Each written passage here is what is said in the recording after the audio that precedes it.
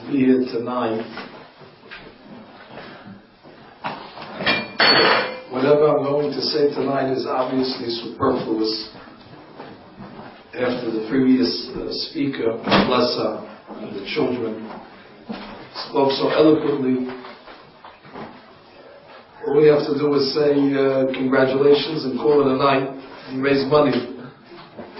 There's no way I could follow.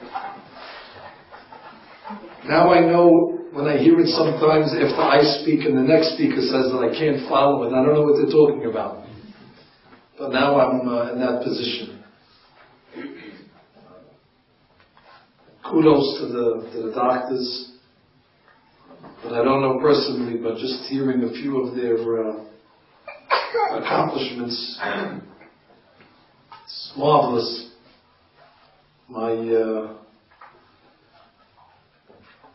compliments to the administration of Bonei Olam, to the board of directors, the host and hostess, dear friends.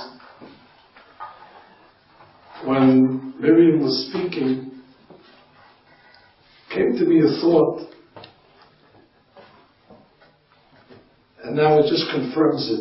It's something that I read many years ago by one of the great rabbis called Rabbi. Rabbi asked the question. God told Avraham Avinu that the Jews were supposed to be in Egypt for 400 years. But we know that the Jews only were in Egypt for 210 years. So he asked, what happened to the 190 years? Where did those years dissipate? Where did they go? So he says something astounding. He writes that the father and mother of our religion, Avraham Avinu and Sarah Imenu, as we know, they might be considered the first couple in history that had fertility problems. Those days they didn't have Bonei Olam. The rabbi doesn't look that old. And Avraham Avinu didn't become a father until he was 100. And Sarah did not become a mother until she was 90. Rabbi writes that those 190 years combined of anguish and suffering and pain that Avraham and Sarah had, like we just heard, to want to be parents, to want to have children, that's sa'ar. That was the missing 190 years. Rabbi writes that the pain of not having children is so great that Borei Olam was able to deduct 190 years of an exile of hundreds of thousands of people, because the pain and suffering of just a couple of two people collectively burdened that pain. This again confirms to me the great work that Bonei Olam is doing. Only somebody that went through it can put words to such pain. I'm glad there was a happy ending to that story, or a double happy ending. But I think there's something else that the organization is involved in that cannot be overlooked. The Gemara writes, "En ben David ba, ad shetechle kol neshamot shebaguf." I know there's much talk of recent time of Mashiach, when we're listening and watching the world unravel in front of us. Governments that are toppling and unrest and turmoil. there's not enough time on the news reports to report all the news. Everything that's being reported today has become a headline. And then there's talk about Mashiach. This must be it. There must be some preparation for the final redemption. And it's true, because everything is a preparation for the final redemption. But the Gemara writes that there's a certain treasury in heaven. That treasury is called Guf. And in that treasury, there are the souls of all the Jewish people. And until every soul is dispatched into this world, Mashiach cannot come. En ben David ba ad shetichle kol neshamot shebaguf. That's why they always say that before a redemption, you see multiple births. That's a sign that we're on the cusp of something great. If you remember, before we left Egypt, they talk about how the women were giving birth to 6 at a time. Then you know already something's about to happen, something great. In our time also we hear about multiple births. More than I think we've heard in other generations. Twins and triplets and even quadruplets no longer is an anomaly. Just in our synagogue alone we have quadruplets and triplets, few cases. But the fact that there's certain neshamot that it seems are very difficult to bring them out of that box. And they cannot be brought down in the conventional manners. So I think Bonei Olam is serving not only these couples a great service, but they're providing Am Yisrael a great service as well. I believe that they're involved in a messianic mission. That every child of these difficult neshamot, these holy neshamot, but they're difficult, they must be very special to get them out of the box. And with their expertise and their connections with these doctors, they're doing it. So, even if we have many children, and as was mentioned, we take it for granted how easy it is, we still owe them a debt of gratitude. And I have no doubt that when the final redemption does happen, Bonei Olam will be in that journal that they give out at the dinner, and Mashiach gives us the tribute to Mashiach. There's going to be a page there on Bonei Olam thanking them for all they had to do with it. They asked me to speak about parenting.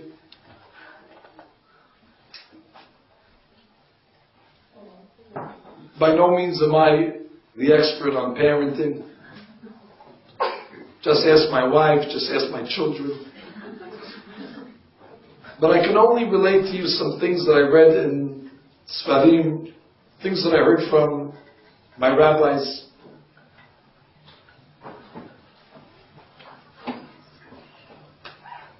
One of the questions that they're going to ask us after 120 years, seems there's an entrance exam to get into the next world. The good news is that we have the questions already. It's an open book test. And God willing, we have 120 years to get the right answers. There's only about 6 questions on the test. There is no curb. You need to get all 6 right. Maybe another time we'll go through all the questions. But the first question they ask is, Asakta b'priyah b'reviyah. Did you toil in the mitzvah, the first mitzvah of the Torah, of Peru Uvu, being fruitful and multiplying? And I once asked, is that the question that they ask you? Did you have children? If that's the question, then the word asakta not accurate, because the word asakta means did you toil, implying that it's a drudgery or a work. The question should be, did you have children? Did you fulfill the mitzvah? Kiyamta piryavadavya. What does it mean, asakta, the toil? And I concluded, based on something that I read from Rabbi Simpson, Raphael Hirsch. He said the first commandment of having children is twofold, because the Torah says, Peru, urvu. And in English we say, be fruitful and multiply, but that's redundant. It's the same thing, be fruitful and multiply. But in Hebrew, he says, Peru means to be fruitful. But what is urvu? He says, urvu is a different directive. Urvu is something totally different, and he says, that's the real challenge. There's a pasuk in the Torah that talks about Yishmael. And it writes that he was an archer. He used to have his bow and arrow. And the way the pasuk talks about his career, it says, Vayhi roveh kashat. He was a roveh. Roveh is somebody that aims. That's somebody that directs. Says Rav Simpson, Raphael Hirsch, the first mitzvah is Peru, that's to have the children. But the second part of the mitzvah, which is even more difficult, urvu, direct them, guide them, provide them the chinuch. He says most people, they fulfill Peru, but unfortunately, they are derelict in their responsibility of the urvu. And that's what they ask us after 120 years. Asakta bepriya v'rivya. The toil is mostly in the rivya, in the raising of the children. I always found it odd when you hear parents praying for children before they're born, praying for their wives or themselves while they're pregnant, praying during the delivery, and once the child is born, they stop praying. And if they would only know, now is when you have to start praying. The easy part is behind you. Now you have to raise them. Now is the time for tefillah. And it seems that this is the subject of the entire world, parenting, because as we look at the children today, everybody's struggling with it. I met with a young boy in high school just last night. I told him, I feel bad for you that you were born in this generation. It's not fair. The fact that you're exposed to so many things that even my generation, that's not so much before, and our parents and grandparents were not exposed to. And that's why the job of parenting has become that much more daunting. Just go to the bookstores. Go to Barnes and Nobles. They have sections quadranted off just on parenting. Different ideas and advices and methodologies and ideology and technique. The world is struggling with the urvu. We have Bonei Olam, thank God, that is struggling with the Peru. And they're doing a great job. Maybe they should think of opening up an urvu branch. That'll be a real miracle. That'll be something to talk about.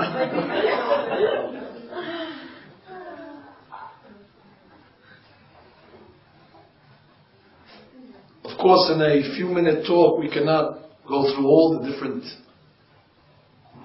ideas in parenting and raising children. But there's one thing that's on my mind today.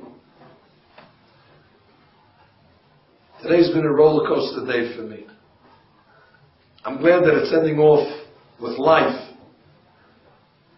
This morning I had to attend a funeral of one of the great rabbis of our community. Funeral that was attended by thousands in our community. A a rabbi that taught in the high school and then became the principal, somebody that influenced thousands of members. So I spent my day in death. As I said, I'm glad that we can end the night off celebrating life. But something that was said by one of the speakers today, it hit me. This rabbi was a principal in the yeshiva. And last night he was in Mount Sinai. And his family was there and they knew it was just a matter of time. And he called in his family. And the last words that he told them, he's talking to his young children, young marrieds. He's talking to his brother who's also a principal of the school. And as they're pushing the morphine button, the last words to come out of his mouth, he says, remember the key of life. Role models. Role models. Role models. And with that he expired. And that's the key of raising children. Not so much sermonizing, not so much pontificating, not so much long-winded speeches or drawn-out dirashot. Role models. And I've said it many times. The challenge is not raising children, it's raising parents. We're the problem. We could figure out how to raise ourselves and how to behave like we're supposed to, then raising the children would be much easier.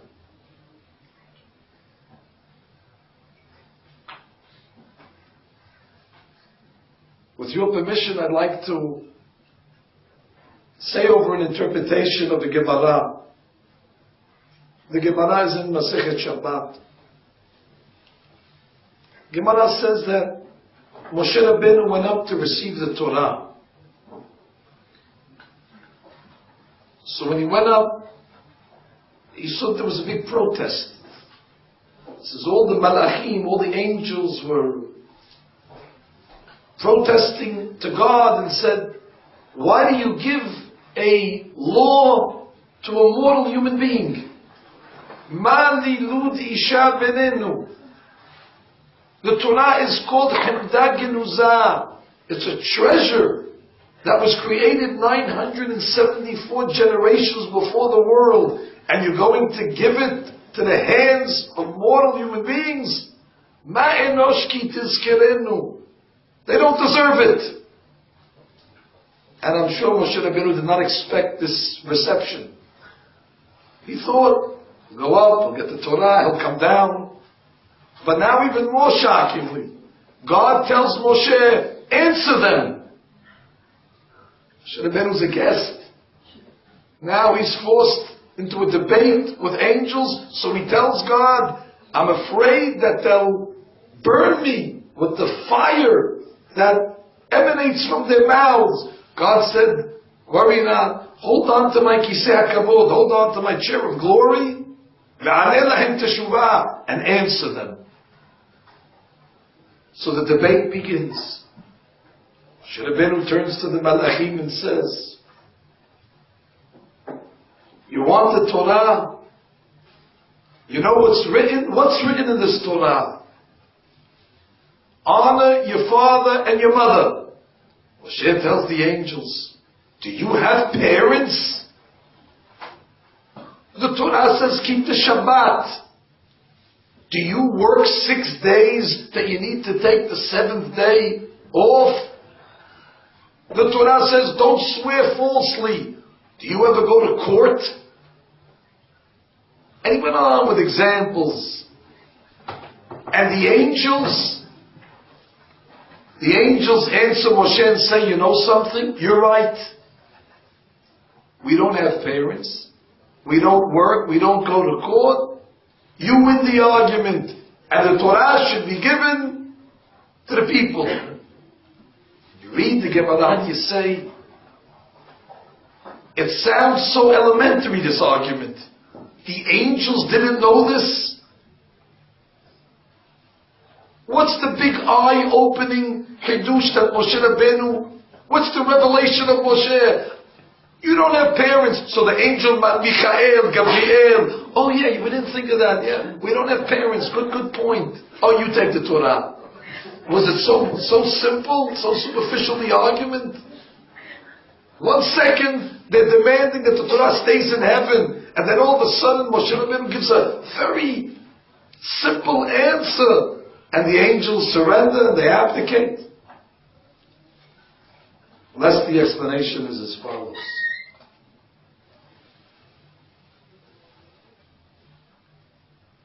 The angels never meant to keep the Torah in heaven. They knew that God created the world, and the purpose of the world is to give the Torah and to bring it down to earth.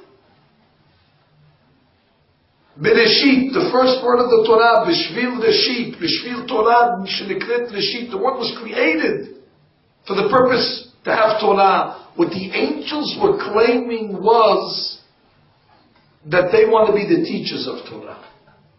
Of course Torah can go down, but we want to run the education system.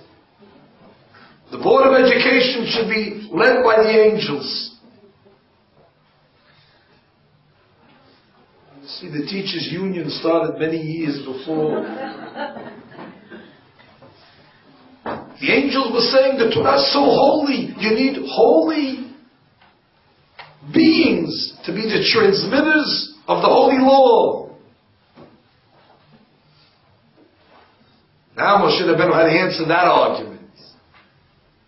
Moshe Rabbeinu says, dear angels, you're very good teachers. But what's going to happen when you go into the classroom and you're going to tell the children, boys and girls, you have to respect your parents. When they tell you to do something, you have to jump up right away and be obedient. And when the little boy raises his hand and says, but you don't do it, but you don't have parents, how do you expect to influence the children? You'll be able to give a wonderful speech, but the children won't accept it because it's coming from somebody that doesn't practice. You're going to talk to them about Shabbat and all the laws and all the intricacies, and somebody's going to raise their hand.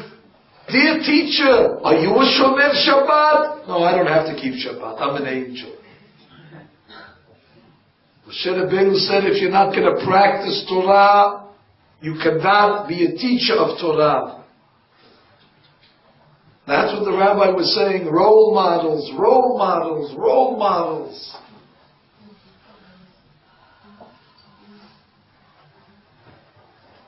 If this is true, I'd like to make another observation. There's a tradition that we have that when we are in our mother's womb, there's an angel that comes and teaches the child the Torah. I know doctors, that doesn't come up on a sonogram, but we believe it. The Talmud had different equipment that they were able to pick up these spiritual nuances. And after the angel finishes teaching the Torah to the child comes out. Certain children that are struggling with the last few masechtot, that's why the ladies overdo. The last few gemariyot are very difficult.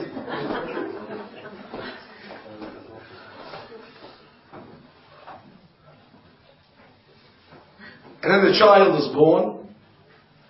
And our tradition says that an angel comes, and the angel puts his fingerprint right under the nose by the cleft, and that's like a delete button. And he presses the delete button and all the Torah is forgotten.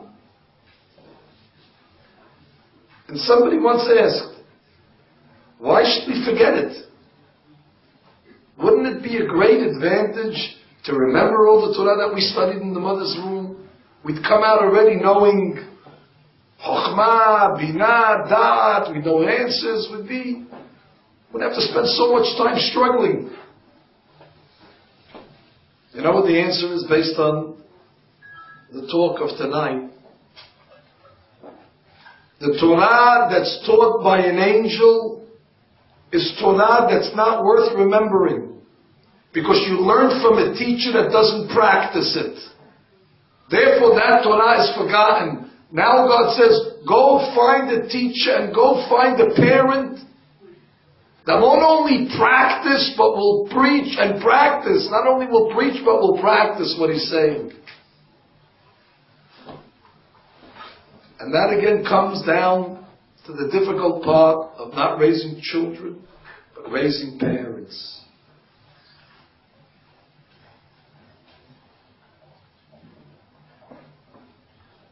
In a few weeks we start to read the Pirkei Avot.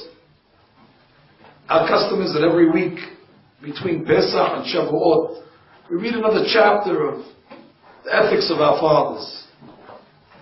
You'll notice in the first chapter, many of the Mishnayot begin with the following opening.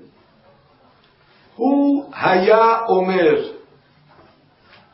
Hu haya omer. He used to say. It seems these rabbis used to have certain mantras that they always would repeat. So that became their signature statement. So the Mishnah would say, Hu haya omer, he used to say, implying they used to repeat it over and over again. But I once heard another interpretation. Maybe if we play around with the commas and the dots, we could have a different meaning. Maybe we could read the Mishnah like this. Hu haya, period. First they were, and then omer. First they internalized their teaching, and only after they were, then they allowed themselves to say it. Because they knew that if they're not following what they're saying, it'll fall on deaf ears.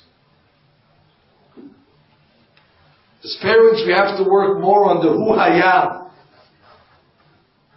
if we want to succeed in the omer.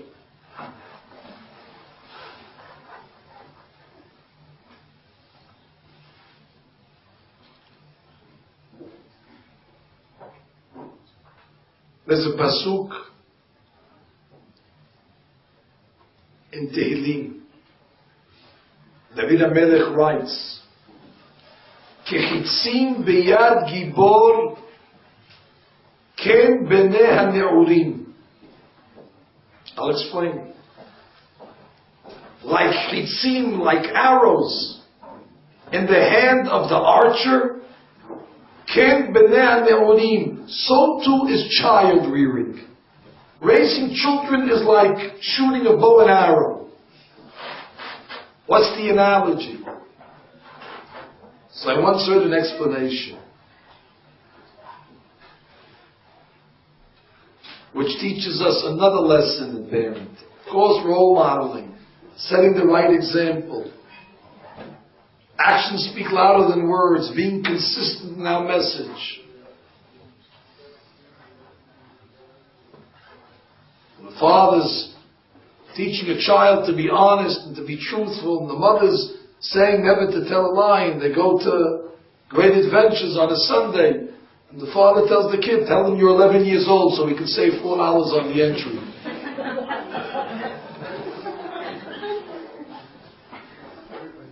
So then the child already knows that all what his father is telling about lying means nothing, because if it's for $4, you lie already.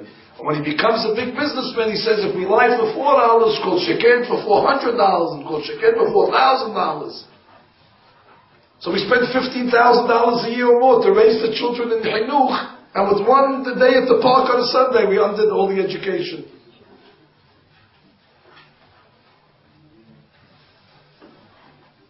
That's the hard part of raising parents.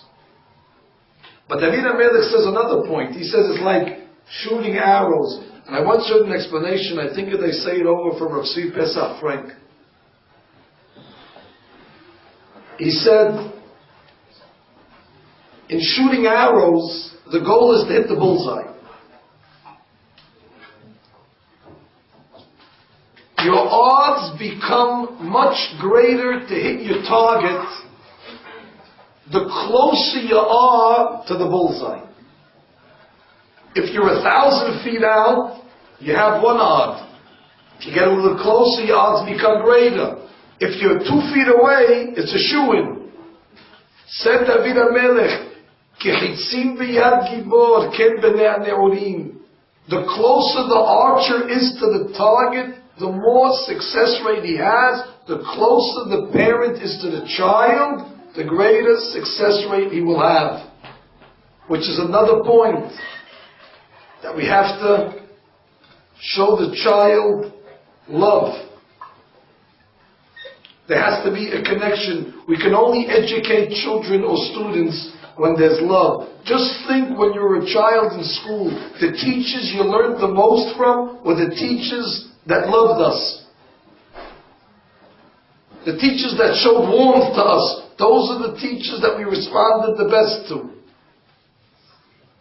I had the privilege a few years back to work with Art Scroll Publications on a few projects, and I'm grateful to them. And I got close to Rabbi Nassim Sherman, the editor-in-chief. And he once told me the following story. They had interviewed him once, and they asked him, as well as many notables, they asked, who was or what was your most memorable experience in school? A teacher that left the most lasting impression on you. So the rabbi said, yes, I know right away the answer. It was in 4th or 5th grade. We had a Rabbi. He was a Hasidic Rabbi. He wore a long satin robe in the class. And his custom in the class was, he would have the blackboard behind him, and he would have on the right side the bad list. Any child that would act out or misbehave, your name was put on the bad list, and you didn't want to get put on that list. It was embarrassing, humiliating. And then if you start to behave again, of course the rabbi would erase it. That was his system. So I'll never forget. One day the Rebbe walked in, the bad list is on the board, there are a few names on it already, and unannounced, the principal of the yeshiva walks into the room. He says, and all of a sudden we all noticed that our Rebbe stood back, and he starts leaning against the blackboard, covering the bad list. And he's just standing like this. And as the principal is talking and giving his rebuke, we see Rebbe shaking back and forth like this. And then when the principal left, Rebbe didn't say anything. He turned around to write on the blackboard, and we saw all the bad list on Rebbe's satin robe. And at that point we realized that the Rebbe loves us. That what he writes on the board is private. He didn't want to embarrass us in front of the principal. It was his method to keep us in line, but not to make us a laughingstock by the principal. So from that day on, whatever the rabbi said was Kodesh Kodashim. Whatever he said to us, we accepted. That's the warmth, the love that the parent must show. But again, in our generation, we're very busy to show anything. We have a very busy schedule, we have a very busy calendar. So how do we have time to develop any relationship with our children if we're never at home? I tell the members of our Kahal many times, a wedding invitation is not a summons. where it's mandatory to attend, and if not, you're going to be penalized or fined. The first priority is our children. There's times to dance and there's times to celebrate, but the years of the chinuch are limited.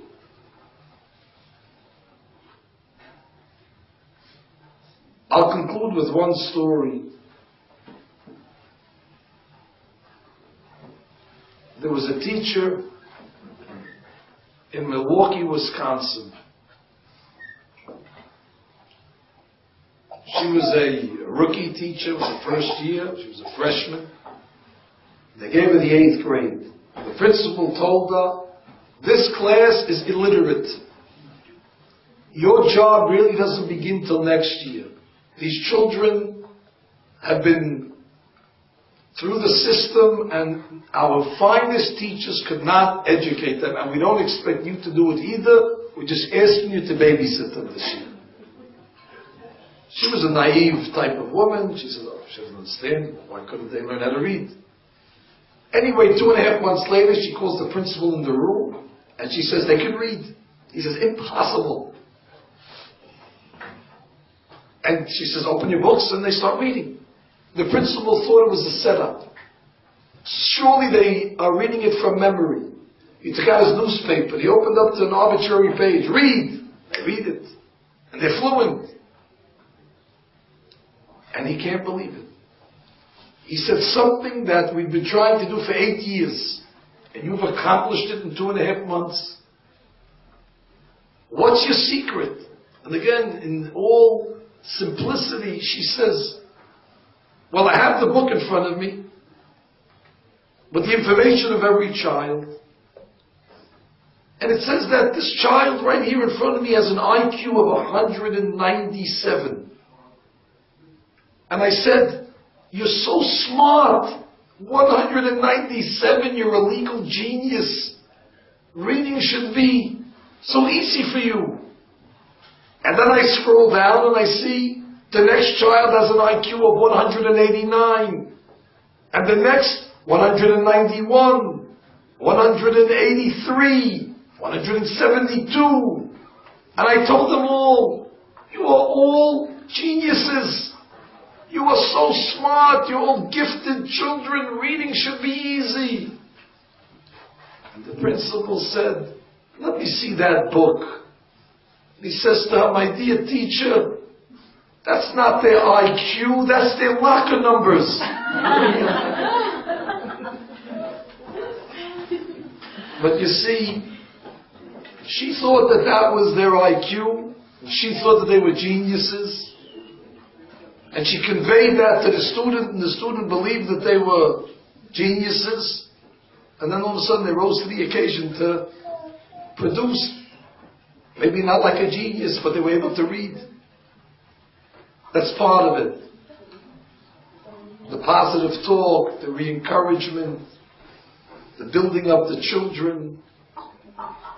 So we have our work cut out for us.